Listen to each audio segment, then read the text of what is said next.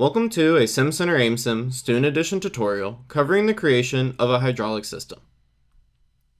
The system created will include components of the hydraulic library, including a pump, relief valve, and actuator, among others, to successfully move a 5 kilogram mass half a meter back and forth horizontally in 1 second each way, with a maximum allowed pressure of 70 bar.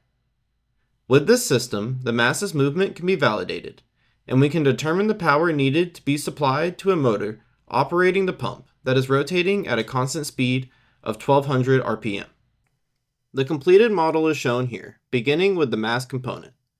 This component is attached to a hydraulic actuator with ports to supply flow on both sides of the piston. These ports are connected with hydraulic orifices to hose components that are then connected to a servo valve. This valve is controlled by a piecewise source that supplies a current value to determine its position and to where fluid will flow, being to push the piston out of the actuator first and then back in. Port 1 of the servo valve is connected to a hydraulic pump supplying flow, and port 2 flows out into a tank. The pump itself is driven by a simple motor with a power sensor between them, which we will use for the analysis. A pressure relief valve is included within the network to ensure the system does not exceed the maximum 70 bar. To complete the network, 3-port hydraulic junctions are implemented to include the tank and relief valve.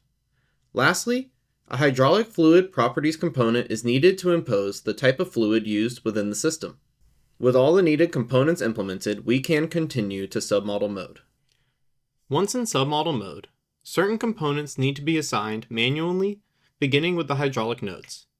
The first from the output of the pump, denoted by the arrow on the component, needs to be assigned to have pressure fixed to port 3. The node for the input of the pump will have the pressure fixed to port 1. The last one, connected to the tank, will only have the option to be assigned to port 2. After this, select the servo valve, whose generic submodel can be applied. Once done, the submodels for 2 line connections for port 1 and 2 of the servo valve must be set.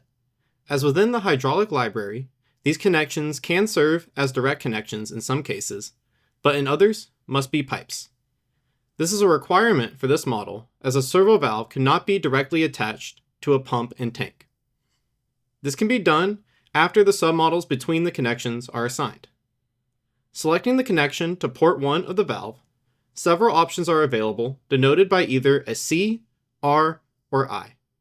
The C represents compressibility within the pipe, the R is for resistance, or pipe friction, and the I for inertia from fluid momentum.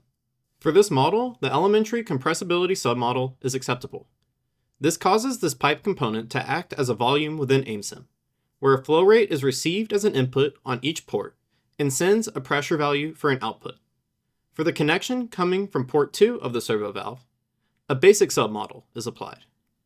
This submodel contains a compressive port on one side of the pipe, same as the previous, and a resistive on the other, where a flow rate is the output and a pressure value is the input. Submodels for the components on either end of the line connections are required to be set before assigning the line connection submodels, because a resistive component cannot be connected to another resistive component, and the same is true for compressive components. This ensures that the model is following causality.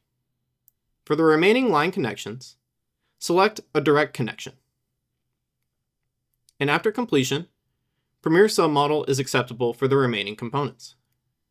When doing so, the hose components will also become elementary compressibility pipes.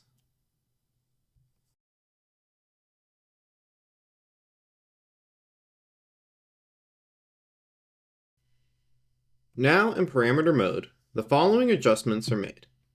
For the mass, the value of 5 kilograms is assigned and a viscous friction value of 1000. Also, displacement limits are set to ensure the mass only moves 0.5 meters. Opening the actuator, the piston diameter is set to 12 millimeters, which is found to be appropriate. A value smaller than the piston diameter is set for the rod diameter, being 5 millimeters, and the length of stroke is assigned to be 0.5 meters to follow with the desired motion. For each hose component, A diameter of 5 millimeters is set. Within the servo valve, the flow rate characteristic for each position is changed to 2 liters per minute to maintain the needed pressure. The motor component is assigned to the desired speed of 1200 RPM. The pump displacement is set to 3 cubic centimeters per revolution to reflect the needed flow rate at the motor speed. The relief valve has a cracking pressure of 70 bar to maintain that as the maximum pressure allowed. The last component adjusted is the piecewise source that supplies a current value of negative 40 amps at first, and then positive 40.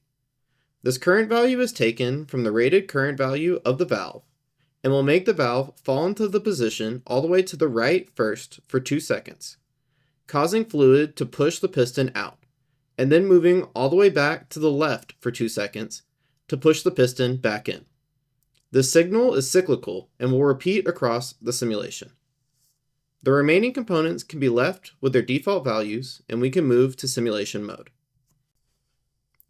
The default run parameters are acceptable, and a simulation can be run.